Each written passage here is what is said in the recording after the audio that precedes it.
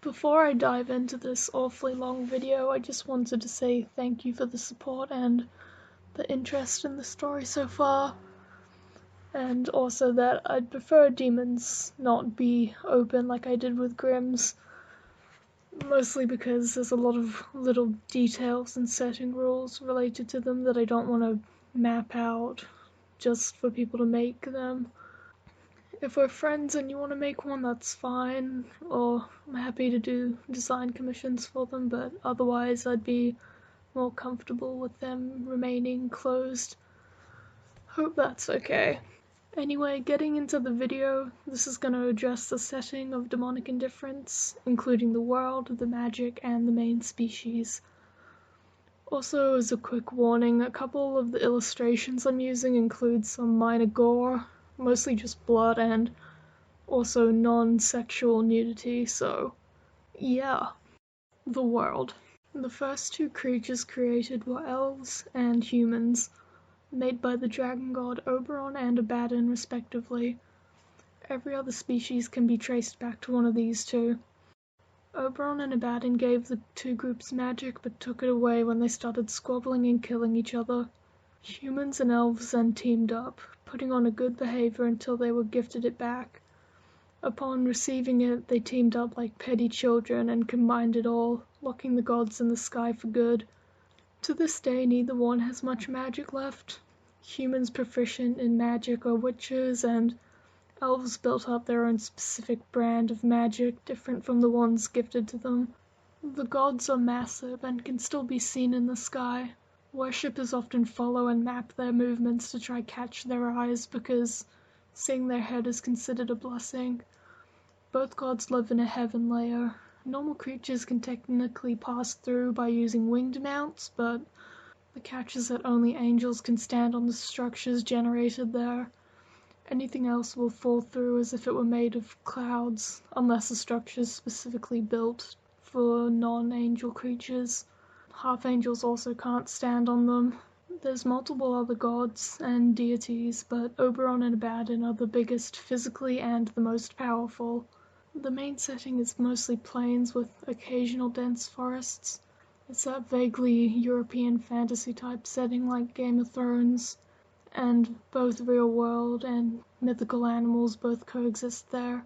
Each continent is the home for one main species, along with other species who chose to settle down there as travelers. The two main habitable continents are made up of humans and elves. This one's the continent that the story focuses on. It's made up of kingdoms that hold settlements. The size of the kingdom and settlement varies, but the largest ones are all placed on the map. There's also minor kingdoms, scattered villages, and a few freestanding cities. Places without rulers are generally unmapped. There's also large guilds for specific crafts.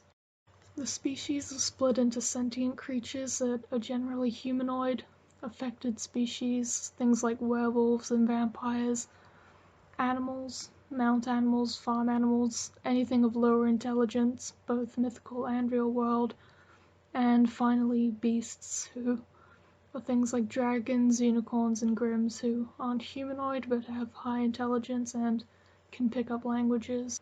Technology in the world is largely analog.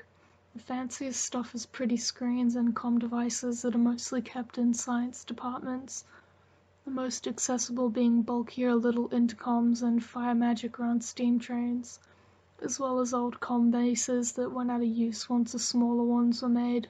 The world's science is more or less up to where it is in ours currently, but it's not a very easy field to get into. For transportation, people either travel by foot, train, or by several animal mounts. The most common being drakes, who are pretty much as widespread as horses. They have a shred of special magic they can manifest into wings for short-distance flight. Demons. Demons have been a slave species ever since they crawled out of the ground bleeding one day, giving a pretty lasting impression on the world. They are the focus of the story. The most popular theory is that they were a third god's attempt at making a species and ultimately failing. They were immediately captured, dissected, sold, bred. They were officially announced at an auction by the same man who started creating them up. Several unique breeds came out of the breeding, each with their own specific traits and histories as well as uses. Modern demons have a scratch more freedom than their ancestors did due to laws protecting them, but the laws are mostly disregarded and rarely enforced, so while there's as many free demons, there's just as many slaved ones around still too. At this point, it's more that they're free as long as they can physically keep a collar off them. Demon selling is done in a mass series of tunnels that run under the world. They're an absolute maze, but some parts are sectioned off for trafficking or other sinister things. There's no worthy minerals down there for mining. It's just sought out for crime because God's eyes can't reach down there. Even so, they're called mines. The second major provider is the compound, which has several large buildings scattered across the world away from the public eye. Like the tunnels, the gods would be royally pissed if they learned the true depth of what was happening there, so it's meant to stay quiet. The compound holds demons to be sold off. It's a specific service for royals. They can purchase demons to be fighters, test subjects, anything they want, based off any traits they want. It provides jobs for scientists and is only known to royals and the demons held there. Royals and royal associates have the numbers for this place and can easily throw naughty demons in there. Daemon was brought out here through Victor and quickly put into the royal cage fights, along with Alex and Connie. As for biology, demons as a basis are humanoid. Their claws are semi-retractable, their anatomy is meant to be somewhat animalistic. They have sharper, wolfier teeth as well as funny ears and tails. They do have 8 nipples, but the 6 extra ones are dysfunctional. Socially, they band together in close family packs and are very physically affectionate with one another. Each demon has a shift form, which can be any existing animal. However, it's rare for their shift to be a sentient species, and the species is dependent on what their parents were before them. The true nature of demons' creation was lost to time. Originally, they were the product of early shape-shifting spells in a forest overpopulated with wolves. Humans used captives from both their own side and from the elves' side, and this was when spells weren't really around and had to be built up and developed from scratch. The problem with the tests was that the subjects could turn into a wolf, but never fully turn back, leaving them a strange mix between the two with a lot of physical issues. Similar tests were done with other animals, but the results were the same.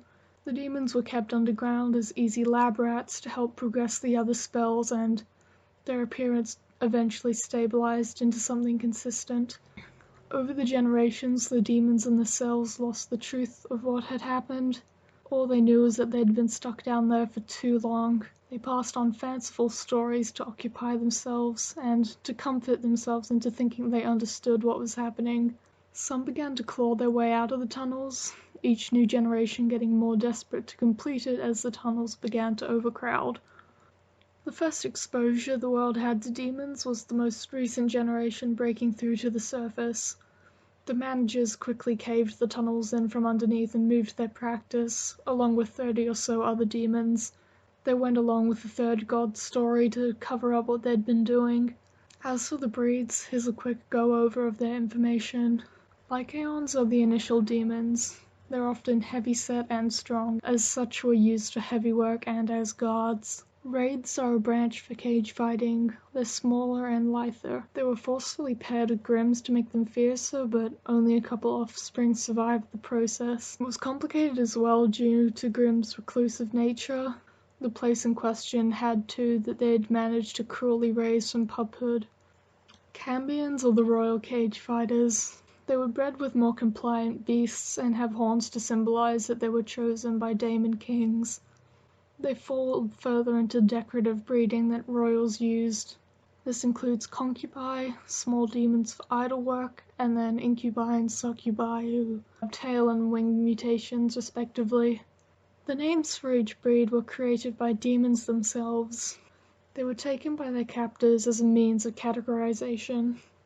High daemons are a special case in that they both are and aren't demons.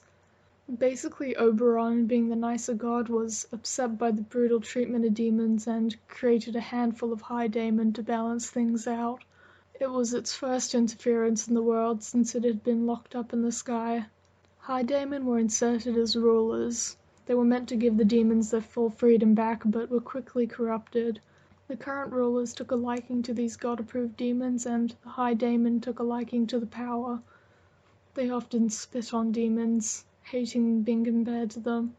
This isn't the case for every daemon, of course. Those who despised the royal family would rip their own wings off, symbolizing their will to live on the ground with the other demons.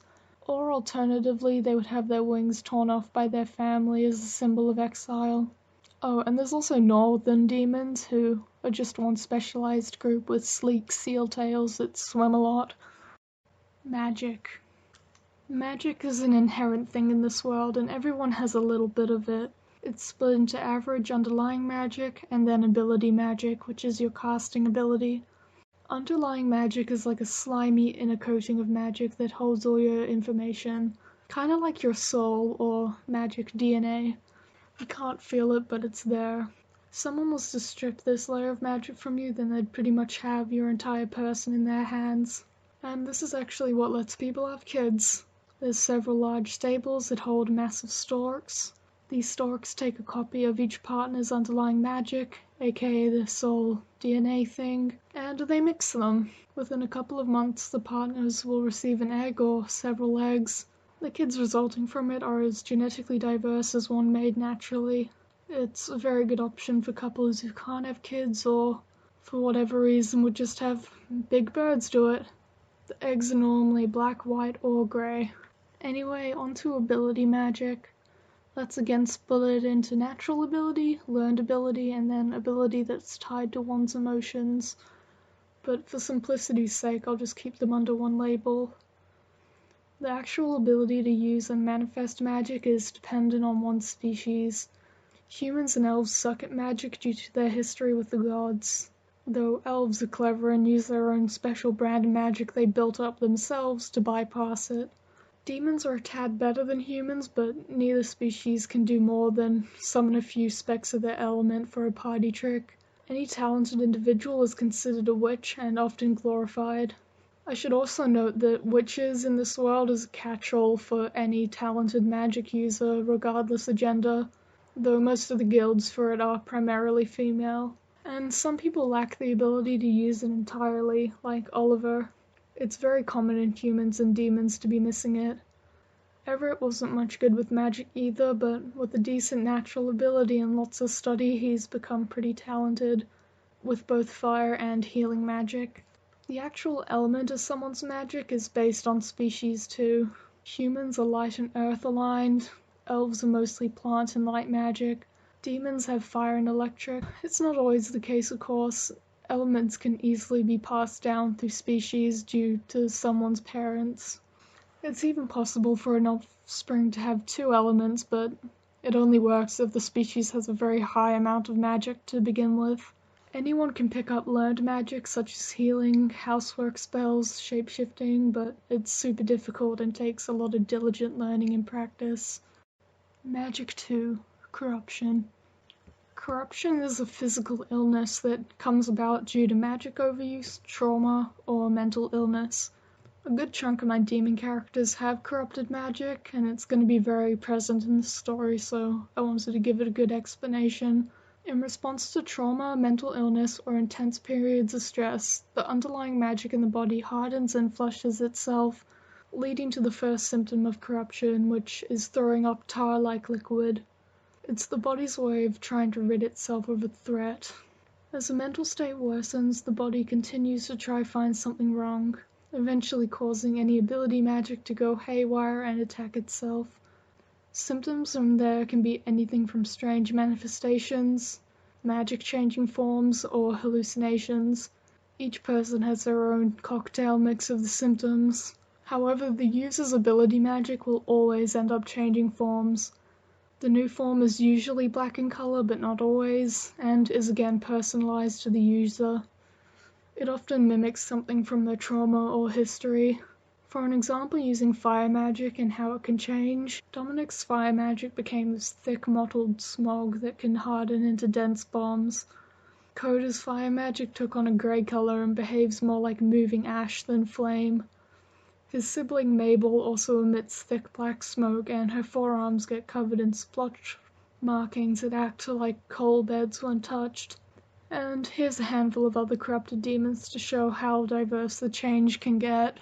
For corruption as an illness, I'm going to use Damien and James as examples, and talk about how that corruption acts for them and how it intersects with their other issues. Damien's had chronic corruption for most of their life, chronic being reoccurring. Even the worst cases of corruption can normally be reversed with the right treatment, which normally includes support, eating, keeping hydrated, and sleeping well, as well as specialized tablets for keeping the corruption effects at bay. Damien's initial magic was electric, and it was linked to their emotions. It would only act up if they were really upset or threatened, and additionally they used to have extremely fluffy hair that refused to smooth down because of static. Since their corruption, their magic has taken on the appearance of brambles and black shards. It now stands to represent their prickly and guarded nature, as well as physically lashing out when they're in a bad way. It can be used as a weapon, but it'll normally end up suffocating them if they use it too long. Because of that, they generally prefer fighting with regular weapons or just with their claws. Along with that, they don't use their shift form, often because their scars make the transformation more painful. They take medication regularly now to inhibit the corruption effects and dull their magic. But if they start throwing up black again from stress, it'll quickly escalate into a dangerous fit. The second example is James, who originally had arcane magic. When he's stressed, his face will be blotted out with flowers, and moth's wings or full moths themselves will manifest in his hair and skin. The flowers are something he carries on from his mother Cleander, and the moths are something he saw constantly while stuck down in the mines. The way his magic corrupted is a special case, because he wasn't exactly aware of it while it was happening. As a self-defense mechanism, he ended up locked in an extremely disassociated state, stuck in his shift form as well. His shift was originally a unicorn, but his form physically deteriorated as his magic and mind did, leaving him a lich beast wandering the closed-off section of the tunnels for over a year. Instead of his corruption attacking him, it more acts as a way to shut him down when he's overwhelmed.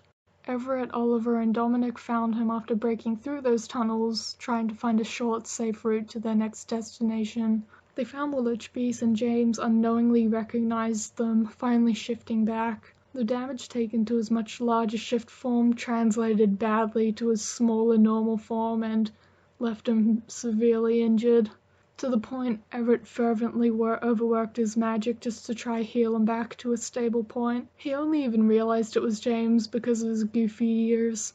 And that leads to the second major cause for corruption, overexertion, who I'm going to use Everett as an example for. For overexertion, the main thing is that if you use your magic up for the day and don't wait for it to recharge, then the body will often take physical damage in return to create more energy to use on the spot. Everett probably used about 4 days worth of magic in a couple of hours trying to fix James's injuries. His body then burnt up his arms to create that extra energy and left him extremely sick for a couple of weeks after. That forms the basis of how healing magic works too. For someone to heal an injury, they need to recreate the pain of it so it can be reversed.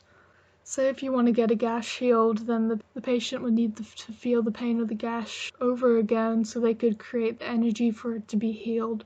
But it's a massive drawback for healing magic when it comes to dealing with massive multiple injuries. The patient would have to experience the accumulated pain over again and may end up more damaged by it. Because of that, every healer needs to have a good knowledge of practical healing too. Additionally, because healing magic relies on knowledge of the body to even work, Everett could fix a broken bone because he knows how it would fix and set practically, but if he didn't, he'd risk fucking it up even more. But anyway, that's pretty much it. If you sat through this entire video, thank you. I know it was long. Hopefully the visuals made it entertaining. If you've got any more specific questions, feel free to ask and I'll do my best to answer them. Thanks for watching, I'll see you in the next video.